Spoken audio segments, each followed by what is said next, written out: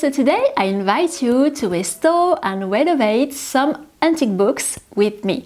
It's going to be some leather-bound early 19th century books and late 19th century with a canvas fabric cover. We are only going to take care of the covers here. I just have to do a disclaimer first. I'm a paper artist. I've worked with paper for over 20 years now, 25 years almost, and I'm not an antique book expert, restorer, renovator, or specialist. I'm just showing you here some approach from an artist's point of view, which I'm going to try to renovate my books, making them safe, making them secure, but also trying to use some trompe-l'œil technique to totally hide what I've done. Totally trying to imitate the old aspect of these books so that you don't really see what I have changed. One of the philosophy of restoring is whatever is adding, like for paintings or sculptures, can be undone, can be removed by upcoming restorers. I had done a training at a painting restorer back when I was in university, and it was very interesting. I never planned to be a painting restorer, but it was really interesting to see how she was using these very specific techniques, how she was trying, of course, to renovate these paintings, but also doing so that it could be removed in the future. And here, of course, I'm not going to apply this philosophy. My approach is going to be just very simple, to try to be as invisible as possible and hiding what I have done, but using some acrylic paint, which is a modern paint. I'm not going to use some specific pigments or anything like that. I'm using some wax, and I'm also using some Mulberry Paper, which is my favorite paper, the paper I've used this over the past 20 years, almost 25 years, and I do everything with it in my art. I do outfits, costumes, wigs, hair, fur, leather. I imitate really everything, and I just taught myself all these techniques throughout these years because I enjoyed it, and it's an ongoing process and travel with this paper. I have a few other papers I like to use, but this one is the one I use the most, especially for sculpting and 3D things. So it's a paper I use both in my art and also in my online workshops to create carriages, to sculpt all my characters, to do their hair, their fur, really everything. And you are going to see here another approach which is less artistic and more practical, we could say that, to try to use this paper to imitate the fabric, the canvas or the leather of these books.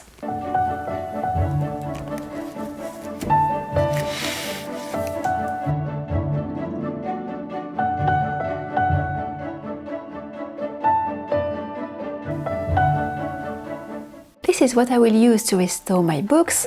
Some Mulberry paper, some paint of different colors. I want to do some brown, some red, different colors for the different covers, some brushes, a palette of course, some sculpting tools which are always convenient to apply the paper, so I will use that, some wood glue, scissors, a rule might be useful, some tissue to apply the wax. Some wax from the supermarket. It's not a handmade wax this time, but it's a liquid one, and we will need that to try to make the mending of the cover, the restoration, a little less visible. And a nice old wool sock will be convenient to polish and shine the cover.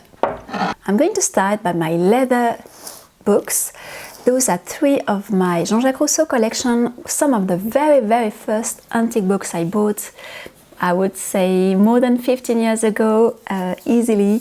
They were in not super well condition when I bought them. I bought them online in an old bookshop in France, and it was about 80 euro, the whole set of books, the entire collection of his work from 1805, which was really inexpensive because it was all leather and they were in perfect condition inside, so they were just the paper, but otherwise they were perfect. And here the temperature in my apartment in winter, the atmosphere is pretty dry because of the central heating, and during the summertime it's pretty dry because of the sunshine. It's not very humid, and for leather you don't want too much humidity, but you don't want too much dryness. It can damage them a bit, and they were damaged anyway. So there is really something which has to be done because all the spines are falling apart, are detaching themselves. This one is going to be easy. It's starting to fall apart, but there's something to be done, so we are going to work on this. This one is one of the very first books I bought at the old bookshop when I arrived, and it was all... I never read it. It's Don Quixote by Cervantes, and I always wanted to read it, but I thought I'm going to make such damage of it once I finished to read it. I wanted first to secure it, so we're going to work on that. Inside, I think it's not, inside is not too bad. We are only going to work on the cover, and this one is the same principle. The difference here, we have some leather and we have some more cloth fabric from the late 19th. So I'm going to start by the leather first, and we will leave this once a little aside. First I will cut a strip of mulberry paper with my scissors, rather narrow to secure the angles of the cover, which is getting detached. Before gluing this strip, I'm gluing 3 little strips first to secure the spine and to maintaining it. I'm also adjusting a piece of string around the book to really help maintaining everything pretty tight. And I will add more pieces of mulberry paper in the parts where the spine has almost disappeared, is completely missing, and to try to reconstruct it. After 15-20 minutes, the string can be removed and I can glue the long strip.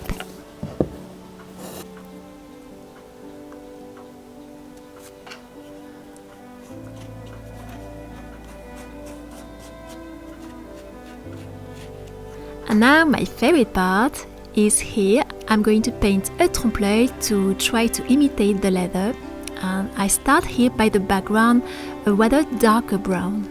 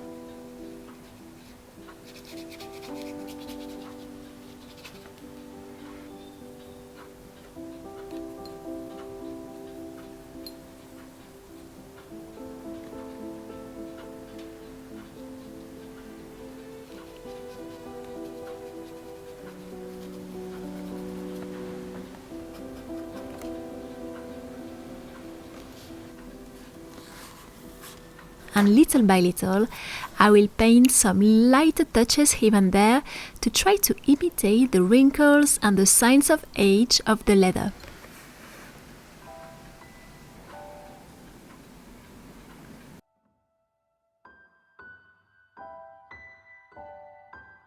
Once it is dry, I will apply some wax, several coats of wax actually, all around the book, on the leather parts and also on the parts which I've painted, so on the mulberry paper parts.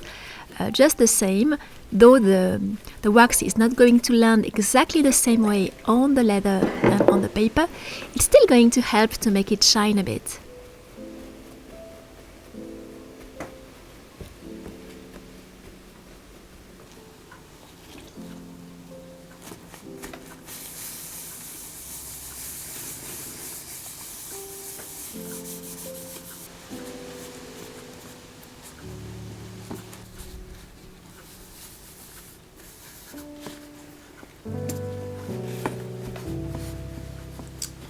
I let the wax dry for about 2 or 3 hours, and once it is dry, I can polish it with an old wool sock, and I try to focus a lot on the parts I have painted to try to make them look as shiny as possible, even if they are going to be a little less shiny than the leather.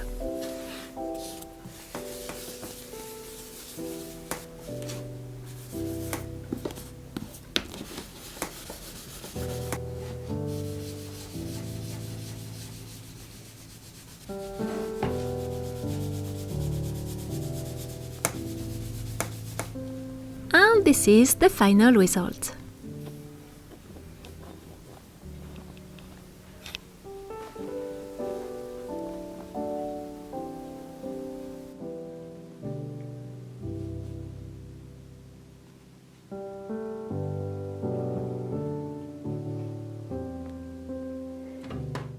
And I'm going to replicate this process for the other fabric book, though this time I'm not going to apply some wax because they were made in canvas and cloth for the cover.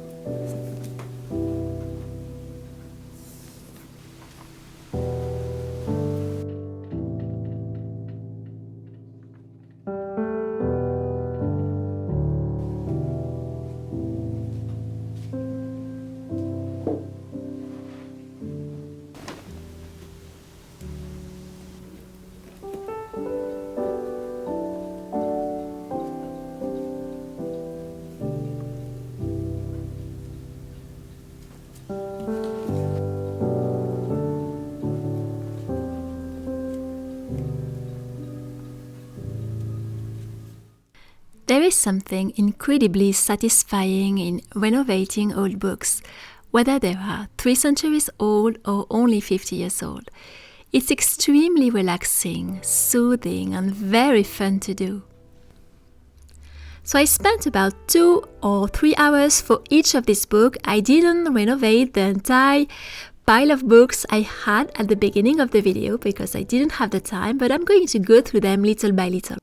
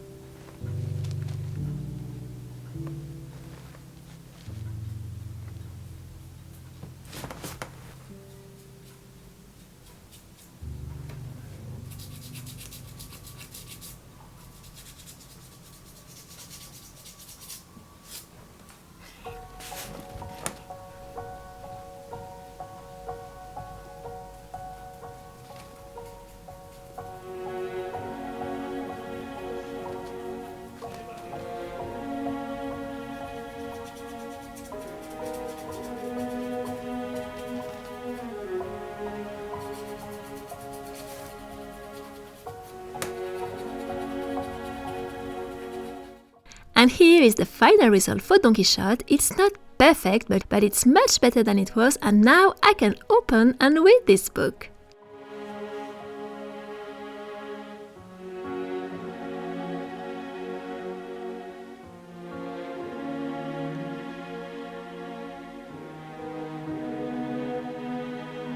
I hope this little video has inspired you maybe to take care of some books you have which would benefit of a little renovation, restoration.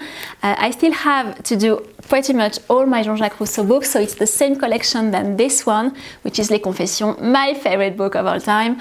And I have 6 or 7 more to go, and they all have different problems. I didn't have the time to do all of them this time. I'm going to do that little by little as a fun, relaxing activity. I really recommend it if you want to do something which is both very useful for your books and also very fun and nice and pleasant, very soothing to do, very calming. I had a lot of fun doing that, and I'm going to continue, but I'm happy to have tackled the first one, especially the Don Quixote. I couldn't read it because it was really too much falling apart, but now I have no excuse, I could read it. And I hope it's going to help you not to do that. For example, this is a notebook I had bought for, well, €2, but someone has put some scotch tapes, some really ugly, very modern way to do it. I use some acrylic, which is not an old painting, but still, it's just more invisible than adding some big scotch tapes everywhere. This is the paper I've used in my art for these past 2 decades. I use it also in my online workshops.